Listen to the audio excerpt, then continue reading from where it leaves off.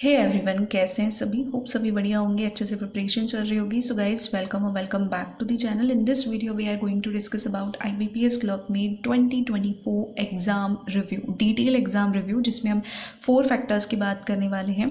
Safe attempts की, ठीक है, एग्जाम लेवल की लास्ट ईयर से कैसे क्या अलग है, क्योंकि अगर आप नहीं जानते हो तो मैं आपको बता दूं कि I have also qualified IBPS clerk 2023 and उसके बाद में बात करते हैं यहाँ पे एक्सपेक्टेड कट ऑफ की कि क्या रह सकती है और रिजल्ट कब आएगा। ठीक है, तो सबसे पहली चीज़, एक भी चीज़ मिस नहीं करनी और लास्ट तक देखना है, क्योंकि इस बार मैंने एग्ज़ाम नहीं दिया था, बट ये एग्ज़ाम रिव्यू हमारे कुछ ग्रुप मेंबर्स हैं उनके रिव्यूज़ पर, और पूरा मैंने रिसर्च करने के बाद, एनालिसिस करने के बाद में कुछ अपना पॉइंट ऑफ व्यू में रखने वाली हूँ। दैट इज़ कम्प्लीटली एक्सपेक्टेड और ये ऑफिशियल नहीं है, लेकिन हाँ एक व्यू पॉइंट है, जिससे कि अगर आप अपकमिंग एग्ज़ाम्स के लिए प्रिपरेशन कर रहे हो या फिर इस एग्ज़ाम के लिए आप को एक क्लैरिटी मिल सके। That is my main concern. ठीक है, तो इसीलिए स्किप करोगे तो समझ नहीं आएगा। हर एक चीज़ को बहुत ध्यान से सुनना और समझना। चलिए स्टार्ट करते हैं। सबसे पहले हम लोग एक रिव्यू ले लेते हैं कि एग्ज़ाम में एक्चुअली में आया क्या था। ठीक है, पहली चीज़ मैं आपको बताती हूँ यहाँ पे रीजनिंग की। तो रीजनिंग में 2 मार्क्स के भी क्वेश्चंस थे और 1 मार्क का भी क्वेश्चन था। ठीक है, तो यहाँ पर रीजनिंग का जो पैटर्न आया हुआ था वो लास्ट ईयर के कंपैरिजन में बहुत ज़्यादा उसमें चेंजेस नहीं आए थे। इस बार भी लेंदी था, लास्ट ईयर भी लेंदी था। लास्ट ईयर बचाया था क्रिटिकल रीजनिंग ने, और इस बार इनपुट आउटपुट काफ़ी मेरे को सुनाई दिया कि डूएबल आया है। ठीक है, उसके अलावा क्रिटिकल रीजनिंग देखो, जिन्होंने किया है उनके अटैम्प्ट्स हो सकता है कम हुए हो, लेकिन क्या पता कि उसमें हो सकता है कि 2 मार्क्स के क्वेश्चंस थे, तो उससे उनके जो वी कैन से कि स्कोर काफ़ी अच्छा हो गया हो। तो डिपेंड करता है कि आपका फोटे क्या है, आपको क्रिटिकल रीजनिंग में ज़्यादा कॉन्फिडेंस है या पजल में, है ना।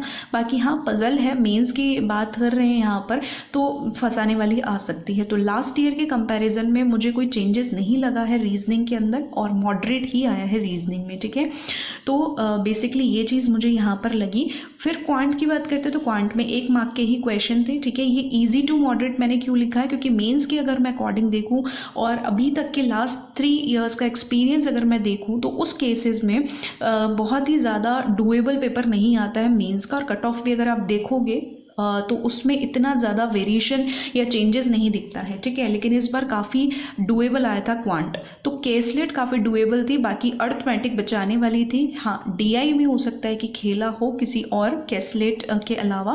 बाकी हाँ, अर्थमेटिक अगर आपको अच्छे से प्रैक्टिस करके गए हो तो बहुत अच्छा निकाल सकते हो। बाकी यहाँ पे स्पीड मैथ्स के भी क्वेश्चन थे, जिससे आप अपना स्कोर बना सकते थे। तो स्टूडेंट्स के 30+ भी हुए हैं क्वांट के अंदर। ठीक है, मोस्ट ऑफ द स्टूडेंट्स। फिर बात करते हैं इंग्लिश। तो इंग्लिश मॉडरेट साइड पर जिन स्टूडेंट्स को लगा, वो इसलिए लगा, मैं आपको एक रीज़न बताती हूँ एक एग्जांपल के थ्रू, क्योंकि यहाँ पे डिकोड काफ़ी करना था।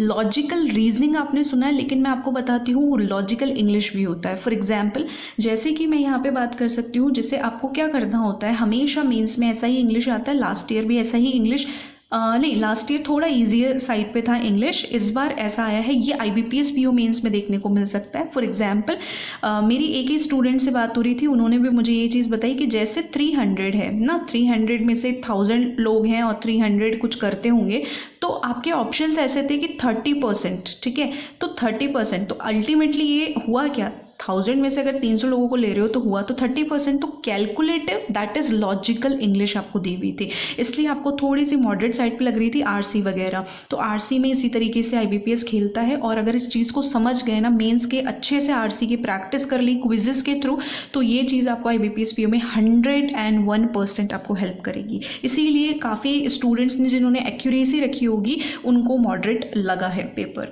ठीक है, GE के बारे में मैंने आपको स्ट्रैटेजी वीडियो में बताया था कि RRB लाइक नहीं रहेगी, सॉरी, है ना। क्यों नहीं रहेगी, क्योंकि मैंने बोला हर एग्जाम का पैटर्न अलग होता है ना। किसी को कंपेयर मत करो कि एक बार टफ आ गया तो अभी भी टफ आएगा, ऐसा नहीं है। जैसा मैंने बताया था वैसा ही पेपर है, लास्ट 3-4 मंथ्स का है, बहुत डायरेक्ट क्वेश्चंस आए। इवन इस बार तो आपको स्टेटमेंट बेस्ड क्वेश्चंस भी देखने को नहीं मिले हैं। फिर भी जिन्होंने, देखो GA में बच्चे बहुत रिस्क लेते हैं, इंग्लिश में बहुत रिस्क लेते हैं। ठीक है, एक्यूरेसी इसमें बहुत अफेक्ट होती है, इसीलिए यहाँ पर क्या होता है, अटैम्प्ट्स तो बढ़ गए, लेकिन फिर मार्क्स कितना आ रहा है और फिर नेगेटिव भी जा रहा है ना।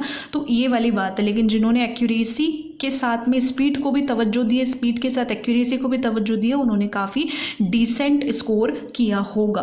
ठीक है, तो लास्ट 3-4 मंथ्स के थे मेनली, लेकिन आपके जुलाई अगस्त के काफ़ी ज़्यादा उसमें वेटेज था। तो ये तो आपका एग्ज़ाम रिव्यू था, है ना। समरी ऑफ द एग्ज़ाम जानना बहुत ज़रूरी है, क्योंकि तभी तो ये फैक्टर्स तो आपको काम आएंगे आगे IBPS PO मेंस या SBI के अंदर। ठीक है, तो यहाँ पर मुझे जो लगते हैं सेफ अटैम्प्ट्स, क्योंकि देखो expected cut off state wise जो भी रहती है वो मतलब पेपर आपका हम ये बोल सकते हैं कि 100 में से अल्टीमेटली या एग्रीगेट आपके मार्क्स बन के आते हैं। ओके, तो ये जो एक्सपेक्टेड है, यहाँ मैं सेफ अटैम्प्ट्स थोड़ा सा आपको बताना चाहूँगी ताकि आपको पता चले जनरल कैटेगरी के अकॉर्डिंग। जैसे रीजनिंग में मुझे लगता है कि 20 to 25, ठीक है। इंग्लिश के अंदर 23 से 25 अगर आप करके आए हो तो आप सेफ जोन में हो, सेक्शनल कट ऑफ भी जाएगी, ओवरऑल कट ऑफ भी जाएगी। ठीक है, करंट अफेयर्स में अगेन 18 to 20, क्योंकि इससे ज़्यादा आपने किए हैं तो मैक्स 25 तक आपने अच्छा किया होगा, क्योंकि उसके बाद में कुछ आपने तुक्के लगाए होंगे, ये मैं जानती हूँ। क्वांट की बात करें तो कई बच्चों ने 34, 35 ऐसे भी अटैम्प्ट किया, बट एवरेज में बात करूं तो 28, 30 एक एवरेज स्टूडेंट भी इतना स्कोर करके आया है।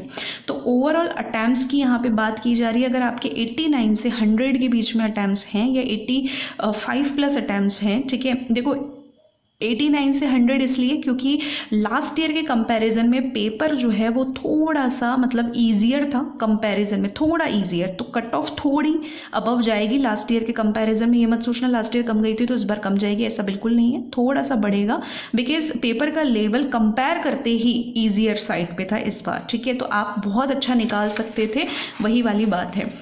तो जनरल कैटेगरी के हिसाब से मुझे लगता है कि आपका स्कोर, अगर अब यहाँ अटैम्प्ट्स की बात हो गई, यहाँ स्कोर, क्योंकि कहीं 2 नंबर के भी क्वेश्चंस थे, तो 85 से 90 के बीच में अगर आ रहा है तो आप सेफ जोन में हो, वेदर आप किसी भी कैटेगरी से हो, बट जनरल कैटेगरी वालों को इतना तो मस्ट है। बाकी रेस्ट कैटेगरीज को कई स्टेट्स में आपको 70s की रेंज में भी देखने को मिलेंगी जो कट ऑफ्स है वो। ठीक है, अब बात करते हैं कि देखो ये मैंने आपको एक आइडिया दे दिया, एक clarity they the, so that आप आगे के एग्जाम्स पे थोड़ा अच्छे से ध्यान दो, रिलैक्स होकर ध्यान दो। ठीक है, लेकिन किसी को अब एक्सपेक्टेड कट ऑफ पे क्या होता है कि बहुत सारी चीज़ों का फर्क पड़ेगा, नॉर्मलाइजेशन का फर्क नहीं पड़ेगा। एक ही शिफ्ट थी, 2 शिफ्टें होती तो नॉर्मलाइजेशन का फर्क पड़ता, वैकेंसी का 100% रहेगा, और सबसे इंपॉर्टेंट रहेगा इस बार परफॉर्मेंस का, कि जो पेपर का लेवल बनाया है वो थोड़ा डुएबल इसलिए भी बनाया क्योंकि एक ही शिफ्ट थी, और परफॉर्मेंस जिसकी जितनी अच्छी है, जितनी ज़्यादा एक्यूरेसी है ना, उस पर भी बहुत सारी चीज़ें डिपेंड करने वाली हैं। ओके, तो दिस इज़ माई साइड कि आपको ये चीज़ करनी है। अब देखो कई लोगों का मन से भी आवाज़ आ रही होगी कि मेरा पेपर अच्छा नहीं हुआ है। अगर नहीं ऐसा लग रहा है कि अच्छा नहीं हुआ है या बिल्कुल अनसर्टेनिटी है, तो आप अपने हमेशा पेपर अच्छा हो, सेटिस्फाइड हो, अनसेटिस्फाइड हो या कुछ भी हो, जो भी है, लेकिन हमेशा आपके नेक्स्ट टारगेट पर आपका फोकस आ जाना चाहिए, क्योंकि ओवरऑल परफॉर्मेंस जो होती है या ओवरऑल प्रिपरेशन जो होती है वो सभी एग्जाम्स के लिए मोस्ट प्रोबेबली 95% सिमिलर होती है। ठीक है, तो इसीलिए आपको हमेशा उस चीज़ की डेडलाइन जब तक आपने बनाई ली है ना, उसमें आपको कुछ और सोचना नहीं है, अपना बेस्ट देना है, हमेशा पास्ट से सीखना है। चाहे आपने अच्छा एग्जाम दिया, चाहे आपका एग्जाम अच्छा नहीं गया, कभी कभी कुछ चीज़ें आपके डे और लक पर भी डिपेंड करती हैं। ओके, तो ये सारा कुछ रिव्यू मैं आपको बता पा रही हूँ। अब इसके रिगार्डिंग कुछ रिव्यूज़ मैंने टेलीग्राम में भी शेयर किए हैं, तो वो वहाँ पे आप जुड़े हुए नहीं हो तो डिस्क्रिप्शन में लिंक है, आप जुड़ जाइए। और एक चीज़ मैं बताना आपको यहाँ पे भूल गई हूँ, दैट इज़ रिज़ल्ट। तो रिज़ल्ट आपका जो आने वाला है दैट विल बी ऑन 1 अप्रैल। ठीक है, उस पर ही आपका रिजल्ट आता है, तो आपको वेट करना पड़ेगा, और वेट करने से बेटर है कि आप अपनी परफॉर्मेंस को अच्छा करते जाएं, और जो भी अपॉर्चुनिटीज़ आपको मिलती चली जा रही हैं उसमें अपना बेस्ट दें। वीडियो अगर आपको इन्फॉर्मेटिव लगता है तो do not forget to like, share and subscribe for more informative videos. ठीक है, तो कोशिश जो मुझे लगती है वो यही है कि आपको जो मैंने छोटे छोटे पॉइंट बताए लॉजिकल के या क्वांट के या रीजनिंग के या जीए के, तो इसको आप फोकस्ड रहो, और सबसे इंपॉर्टेंट है कि आपका माइंडसेट पॉजिटिव रखो।